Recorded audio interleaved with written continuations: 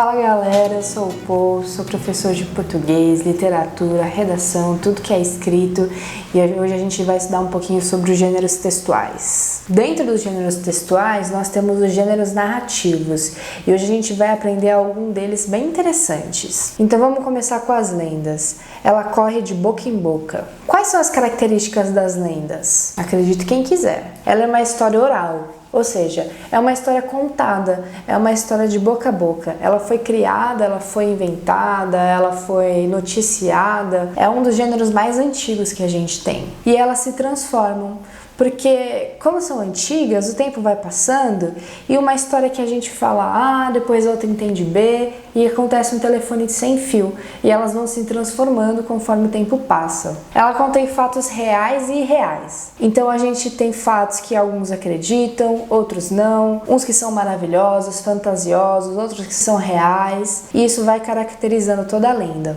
E é importante lembrar que lenda é cultura também, carrega fatos históricos, carrega origens de povos, carrega a formação de história, de sociedade. Então é importante a gente lembrar que a lenda é uma cultura muito importante no nosso país.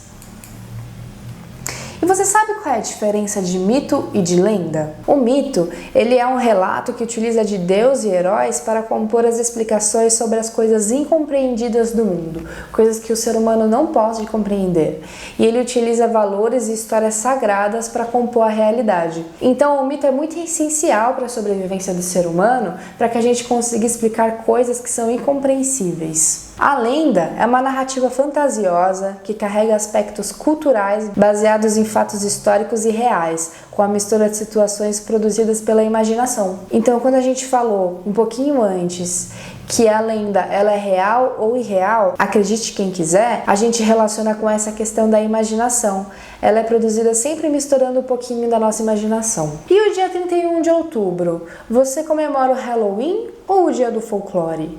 Você já ouviu falar no folclore brasileiro? O folclore significa conhecimento de um povo, ele é a origem de um povo, são as crenças de um povo antigo, de um povo que gerou a nossa sociedade hoje em dia. E não são histórias mentirosas, como todo mundo diz por aí, mas como nunca foram comprovadas, ninguém pode considerar a verdade absoluta, só que elas são a origem de um povo, ela carrega grande importância para algum povo antigo. Você já ouviu falar no Saci Pererê? Esse menino que está aqui do lado da nossa tela? Ele é um menino travesso que fuma cachimbo e carrega uma carapuça vermelha que lhe concede poderes mágicos. Os poderes e as habilidades do Saci carregam, por exemplo, o controle de ventos. Então o Saci mora dentro dos redemoinhos de ventos, sendo responsável por direcioná-los. Quando a gente vê um vento passando por aí, vai ver que é o Saci fazendo alguma coisa. E ele tem a habilidade do desaparecimento. O seu gorro, que lhe dá diversos poderes mágicos, dá a habilidade de desaparecer de um lugar ou de fazer objetos desaparecerem.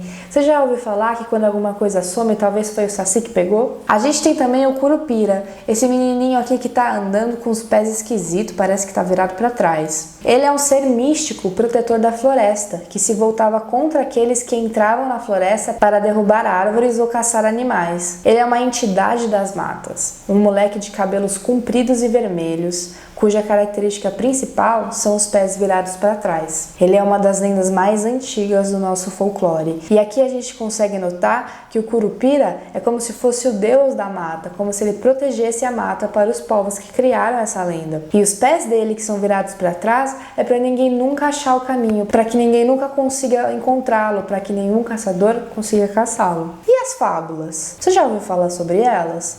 Elas carregam sempre a moral da história. Quais são então as características da fábula? Vamos ver? Ela é uma narrativa breve, ela é curta. Se a gente pensar, são os contos de fada, são as histórias mágicas, elas são curtas, elas são breves. Ela carrega personagens pouco complexos, mas com características humanas. Então a gente tem aquele animal que fala, aquele animal que consegue se comunicar com os humanos falando, que falam as mesmas línguas dos humanos, normalmente é uma fábula. Ela carrega um caráter ético e moral. Ela sempre dá uma moral da história, ela sempre dá uma lição que a gente consegue levar para a vida toda. E se a gente for analisar um pouquinho mais do caráter ético e moral da fábula, a gente pode perceber que eles apresentam valores socioculturais no texto, que normalmente a parte moral está no final do texto e que a história sempre se relaciona com a vida humana. Então, quando a gente pensa em Valores socioculturais são valores que são criados na nossa sociedade, na nossa cultura, que são importantes para nós. Muitas vezes eles são divididos até regionalmente. Então pessoas do Brasil, às vezes têm valores que não são, por exemplo, válidos em outro país do mundo.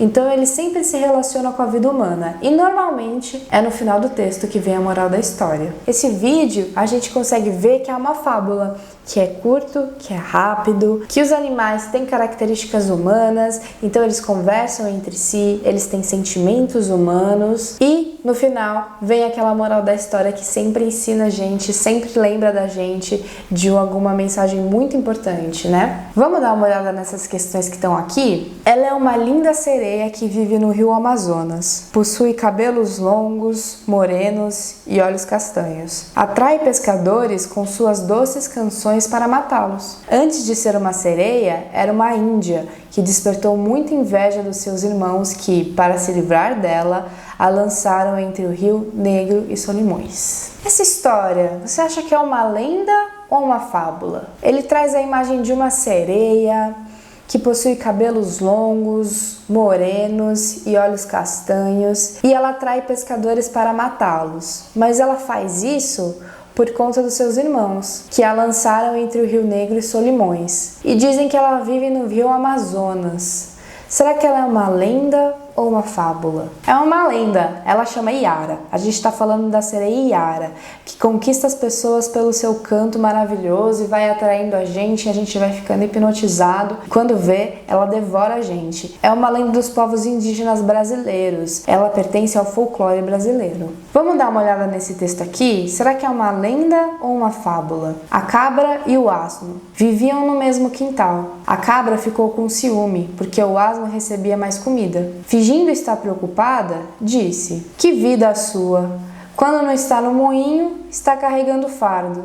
Quer um conselho? Finge um mal-estar e caia num buraco." O asno concordou. Ao se jogar no buraco, quebrou uma porção de ossos. O dono procurou socorro. "Se lhe der um bom chá de pulmão de cabra, logo estará bom", disse o veterinário. A cabra foi sacrificada e o asno ficou curado. Quem conspira contra os outros termina fazendo mal a si próprio. Será que é uma lenda ou uma fábula? Que tipo de gênero que carrega uma moral da história, que dá sempre uma lição pra gente? É a fábula. Essa fábula se chama A Cabra e o Asno. E ela lembra sempre que a gente não pode desejar mal aos outros, porque senão esse mal volta pra gente.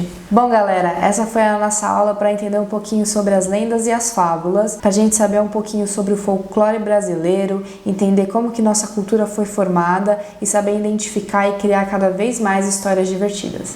Obrigada, até a próxima!